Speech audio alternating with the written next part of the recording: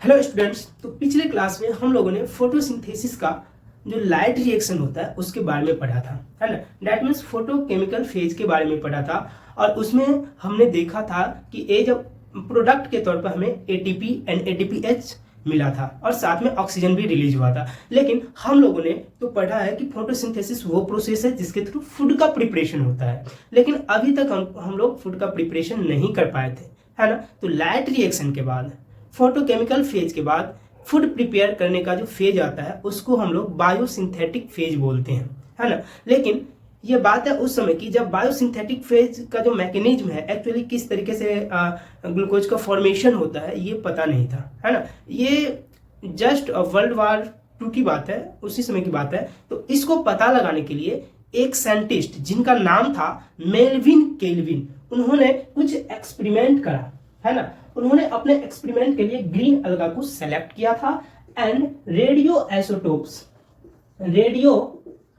Isotopes का use करके उन्होंने एक साइक्लिक पाथवे का पता लगाया जिनके थ्रू कोई भी प्लांट जो है अपना फूड प्रिपेयर करता है, ठीक है। तो उस साइक्लिक पाथवे को हम लोग केल्विन साइकिल भी बोलते हैं। क्या बोलते हैं? केल्विन साइकिल, क्योंकि इसको किसने डिस्कवर किया था? मेल्विन केल्विन ने डिस्कवर किया था। तो उसी के बारे में हम आज लोग पढ़ने वाले हैं, केल्विन साइकिल के बारे में, ठीक है। अब केल्विन साइकिल को हम लोग C3 साइकिल भी बोलते हैं, also known as C3 cycle, ठीक है। अब देखो, इसको C3 साइकिल इसलिए नहीं बोलते हैं क्योंकि ये C3 प्लांट में होता है, ऐसा आप कभी भी मत सोचना। C3 साइकिल इसको इसलिए बोलते हैं बिकॉज इनका जो फर्स्ट प्रोडक्ट होता है ना, वो 3 कार्बन का होता है, इसीलिए हम इसको C3 साइकिल भी बोलते हैं। अब C3 साइकिल नाम सुन के आप ये मत सोच लेना कि सिर्फ और सिर्फ C3 प्लांट में होते हैं। तो मैं यहां पे लिख दे रहा हूं अकर्स इन और फोटोसिंथेटिक प्लांट, जो भी प्लांट फोटोसिंथेसिस करते हैं उन सब में केल्विन साइकिल होता है, चाहे वो प्लांट C3 हो या फिर C4 हो। अब ये साइकिल होता कहाँ है? तो ये एस्ट्रोमा के अंदर होता है। तो इन द एस्ट्रोमा, ये एस्ट्रोमा के अंदर होता है। एस्ट्रोमा कहाँ होता है? सबको पता है कि जो क्लोरोप्लास्ट होता है उनके अंदर जो एस्ट्रोमा होता है उसी के अंदर ये केल्विन साइकिल होता है, ठीक है। चलिए, अब केल्विन साइकिल को हम लोग डिटेल में पढ़ेंगे। आखिर इसमें होता क्या है। एक्चुअली ये एक सीरीज ऑफ रिएक्शंस है ना। इसमें बहुत सारे रिएक्शंस होते हैं और ये सारे के सारे रिएक्शंस जो होते हैं साइक्लिक मैनर में होते हैं, इसीलिए इसमें साइकिल लगा हुआ है, ठीक है। तो इसको हम लोग पढ़ने के लिए 3 पार्ट में डिवाइड करते हैं, है ना। केल्विन साइकिल को हम लोग 3 पार्ट में पढ़ेंगे। जो फर्स्ट पार्ट होगा वो कार्बोक्सिलेशन होगा, जो सेकेंड पार्ट है उसको हम लोग रिडक्शन बोलते हैं, और जो थर्ड पार्ट होता है उसको हम लोग रीजनरेशन बोलते हैं। सबसे पहले हम कार्बोक्सिलेशन के बारे में समझते हैं, जो फर्स्ट पार्ट है ना।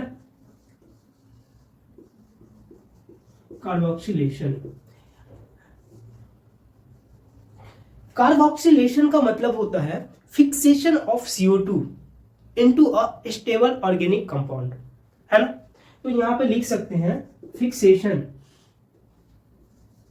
Fixation of CO2 into a stable organic compound, या ऑर्गेनिक इंटरमीडिएट भी बोल सकते हैं, ऑर्गेनिक इंटरमीडिएट, है ना। ये जो स्टेप होता है ये सबसे क्रूशियल स्टेज होता है केल्विन साइकिल का। तो मोस्ट क्रूशियल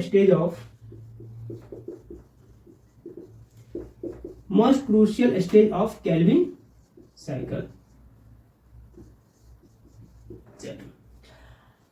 कार्बोक्सिलेशन के लिए हमें एक एंजाइम की जरूरत पड़ती है। अब देखो क्या होता है ना, इसमें CO2 का फिक्सेशन होता है। ये CO2 हम कहां से लेंगे? एटमॉस्फेयर से लेंगे। तो एटमॉस्फेयर से CO2 को पकड़ना कोई आसान काम तो है नहीं। तो इस काम को करने के लिए, CO2 को पकड़कर फिक्स करने के लिए एक एंजाइम की जरूरत पड़ती है जिनको हम लोग रुबिस्को बोलते हैं। क्या बोलते हैं? ये जो रुबिस्को नाम का एंजाइम है ये CO2 के साथ अटैच होता है और इस CO2 को दे देता है एक 5 कार्बन वाले कंपाउंड को, जो कि पहले से स्ट्रोमा में प्रेजेंट होता है, और वो कंपाउंड है राइबोलोज 1,5 बिसफॉस्फेट। क्या नाम है उसका? राइबोलोज 1,5 बिसफॉस्फेट। शॉर्ट में हम लोग इसको RUBP भी बोलते हैं। ये एक 5 कार्बन का कंपाउंड है, ठीक है। अगर आप देखें तो ये तो एंजाइम हुआ, ये तो सिर्फ और सिर्फ CO2 को ट्रैप करने का काम कर रहा है कि एटमॉस्फेयर से इसको पकड़ेगा और इनको दे देगा। सरप्राइजिंगली ये जो है ना सिर्फ CO2 को ट्रैप नहीं करता है, ये ऑक्सीजन को भी ट्रैप कर सकता है ना, ऑक्सीजन के साथ भी अटैच हो सकता है। ये बिल्कुल दल बदल की तरह है। अगर CO2 का कंसंट्रेशन कम हो तो ये ऑक्सीजन के साथ भी अटैच हो सकता है, ऑक्सीजन का फिक्सेशन करना स्टार्ट कर देगा। इसीलिए इनके नाम में अगर इसका फुल फॉर्म देखें तो राइबोलोज बिस कार्बोक्सिलेज ऑक्सीजनेज है ना, यानी कि ये कार्बन के साथ भी अटैच हो जाता है और ऑक्सीजन के साथ भी अटैच हो जाता है, इसीलिए बाद में CO भी लगा हुआ है, ठीक है। तो इन्होंने यहाँ पे क्या करा, CO2 को ट्रैप करा और इस CO2 को एक 5 कार्बन वाले कंपाउंड को दे दिया, है ना। तो यहाँ पे जो प्राइमरी एक्सेप्टर हुआ वो कौन हो गया? राइबोलोज 1,5 बिसफॉस्फेट हो गया। अब ये क्या करेगा, 5 कार्बन वाले कंपाउंड जो है CO2 के साथ रिएक्शन करेगा और रिएक्शन करने के बाद एक 6 कार्बन का मॉलिक्यूल बनाएगा। पर ये जो 6 कार्बन वाला जो कंपाउंड होता है, इंटरमीडिएट होता है, ये अनस्टेबल होता है। क्या हो जाता है? अनस्टेबल हो जाता है और इमीडिएटली एक 3 कार्बन का कंपाउंड बनाता है, जिसको हम लोग 3-फॉस्फोगिल्सरेट बोलते हैं। क्या बोलते हैं? 3-फॉस्फोगिल्सरेट बोलते हैं। तो क्या हुआ, ये जो 6 कार्बन का कंपाउंड बना था ये काफी अनस्टेबल था और ये तुरंत ब्रेक हो जाता है 2 मॉलिक्यूल्स ऑफ 3-फॉस्फोगिल्सरेट, और ये जो प्रोडक्ट है ये कार्बोक्सिलेशन का फाइनल प्रोडक्ट है, ठीक है। अब हमने बताया था कि केल्विन साइकिल को C3 साइकिल भी बोलते हैं। तो आप यहां से देख सकते हैं कि ये जो फर्स्ट प्रोडक्ट बना है केल्विन साइकिल का, ये कितने कार्बन का है? 3 कार्बन का है, इसीलिए हम लोग इनको C3 साइकिल भी बोलते हैं, ठीक है। तो ये था कार्बोक्सी। देखिए, रिडक्शन के बारे में आप लोग ऑलरेडी जानते हो। रिडक्शन का सिंपल मतलब होता है कि अटैचमेंट ऑफ हाइड्रोजन। अगर किसी भी कंपाउंड के साथ हाइड्रोजन जुड़ जाए तो बोलते हैं कि उस कंपाउंड का रिडक्शन हो गया। तो यहाँ पर भी क्या होगा? रिडक्शन होगा। किसका रिडक्शन होगा? हमें जो कार्बोक्सिलेशन में जो प्रोडक्ट मिला था 3-फॉस्फोगिल्सरेट, उनका रिडक्शन होगा। तो देखिए, हमारे पास 2 मॉलिक्यूल्स ऑफ 3-PGA है ना। इनके रिडक्शन के लिए हमें 2 ATP मॉलिक्यूल्स की जरूरत पड़ती है, जो कि एनर्जी प्रोवाइड कराता है रिडक्शन के प्रोसेस के लिए। एंड रिडक्शन अगर हो रहा है तो हाइड्रोजन की रिक्वायरमेंट होगी, जो कि हमें 2 मॉलिक्यूल ऑफ NADPH से मिलेगा, है ना। और रिडक्शन होने के बाद हमें 2 मॉलिक्यूल्स ऑफ ट्रायोस फॉस्फेट मिलते हैं। क्या मिलते हैं? 2 मॉलिक्यूल्स ऑफ ट्रायोस फॉस्फेट मिलते हैं। अब थर्ड पार्ट है रीजनरेशन। क्या है? रीजनरेशन। क्योंकि यह जो है एक साइक्लिक पाथवे है, तो यहाँ पे रीजनरेशन बहुत जरूरी होता है ताकि साइकिल जो है कंटिन्यू हो सके। तो किसका रीजनरेशन होगा यहाँ पे? राइबोलोज 1,5 बिसफॉस्फेट का यहाँ पे रीजनरेशन होता है। तो देखो, आपने यहाँ पे क्या देखा, ये भी एक 3 कार्बन का मॉलिक्यूल है। तो 3 कार्बन ये और 2 मॉलिक्यूल है, तो टोटल कितने हुए यहाँ पे? 6 कार्बन वाला एक मॉलिक्यूल मिला था हमको रिडक्शन के प्रोसेस के बाद, है ना। 2 molecules of 3 carbon, total 6 carbon, है ना। अब क्या होगा, यहाँ पे 1 ATP मॉलिक्यूल का यूटिलाइज होगा, यानी कि फॉस्फोराइलेशन होगा और एक प्रोडक्ट बनेगा, फिर से एक प्रोडक्ट बन जाएगा, जिसको हम लोग राइबोलोज बिसफॉस्फेट बोलते हैं, है ना, जो कि ऑलरेडी स्ट्रोमा में प्रेजेंट था और ये जो है फिर से अपना कार्बोक्सिलेशन के लिए चला जाएगा। तो ये क्या है? एक 5 कार्बन वाला कंपाउंड है। बचा 1 कार्बन। तो 1 कार्बन जो था उसका वो कहाँ चला आएगा? फिक्सेशन के लिए चले जाएगा। कहाँ चले जाएगा? फिक्सेशन के लिए। और यही वो कार्बन है जो ग्लूकोज बनाने के लिए यूटिलाइज होगा, फूड बनाने के लिए यूटिलाइज होगा। अब हम लोग जो है केल्विन साइकिल को एक पूरा का पूरा साइक्लिक फॉर्मेट में देख लेते हैं, तब आपको ये सारा का सारा समझ में आ जाएगा।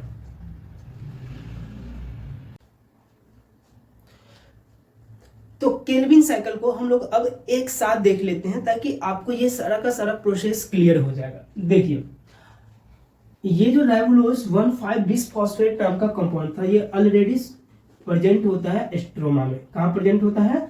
एस्ट्रोमा में। ये कितने कार्बन का है?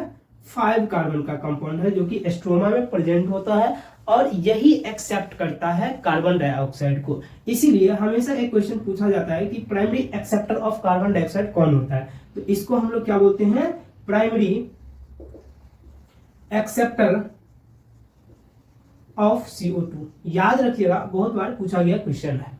ठीक है, अब रूबिस्को ने क्या किया? इसका फिक्सेशन कर दिया, CO2 का फिक्सेशन कर दिया राइबोलोज 1,5 बिसफॉस्फेट के साथ, और जो प्रोडक्ट बना वो क्या था? 3-फॉस्फोग्लिसरेट, जिनको हम लोग PGA भी बोलते हैं शॉर्ट में, है ना। तो PGA जो है ये एक 3 कार्बन का क्या है? 3 कार्बन का इंटरमीडिएट है ना। 3 कार्बन का इंटरमीडिएट है और ये फर्स्ट प्रोडक्ट है। जो C3 प्लांट्स होते हैं उनका ये फर्स्ट प्रोडक्ट है जो बना है ना। तो इसको हम लोग first product of Calvin cycle बोलते हैं। ठीक है, जो कि C3 प्लांट में होता है। ठीक है, अब इन्होंने क्या करा? तो यहां से यहां तक का जो प्रोसेस होता है ना, सिंपली यहां से, इसको हम लोग क्या बोलते हैं? कार्बोक्सिलेशन बोलते हैं, जो कि फर्स्ट प्रोसेस, फर्स्ट स्टेज है। ठीक है, अब इसके बाद PGA का क्या हो गया? रिडक्शन हो गया और इन्होंने क्या बनाया? एक ट्रायोस फॉस्फेट बनाया। तो इस सेकेंड वाला जो प्रोसेस है इसको हम लोग रिडक्शन बोलेंगे, इस सेकेंड पार्ट को, है ना। इसमें क्या होगा कि एक ट्रायोस फॉस्फेट बना। कितने मॉलिक्यूल बने? 2 मॉलिक्यूल्स बने। मैं यहाँ पे मेंशन कर देता हूँ, 2 मॉलिक्यूल्स ऑफ ट्रायोस फॉस्फेट बना। ठीक है, अब फिर क्या होगा? ये ट्रायोस फॉस्फेट जो है फिर से राइबोलोज 1,5 बिसफॉस्फेट बना देगा, जो कि 5 कार्बन का है, जबकि यहाँ पे टोटल 6 कार्बन है। कितने हैं? 6 कार्बन है। तो 1 कार्बन कहा गया, तो जो 1 कार्बन था उनका क्या हो जाएगा? यहाँ पे फिक्सेशन हो जाएगा। क्या हो जाएगा?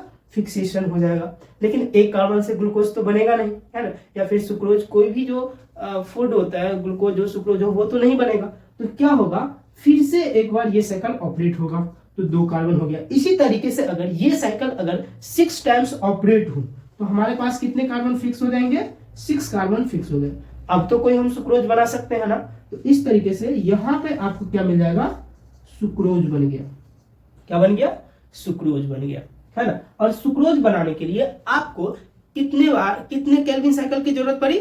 6 टाइम्स। कितने टाइम्स केल्विन साइकिल ऑपरेट हुआ? 6 टाइम। तो 1 मॉलिक्यूल ऑफ ग्लूकोज बनाने के लिए जो केल्विन साइकिल होता है वो 6 टाइम्स ऑपरेट होता है ना। तो 1 ग्लूकोज मॉलिक्यूल के लिए कितने टाइम्स? 6 टाइम्स।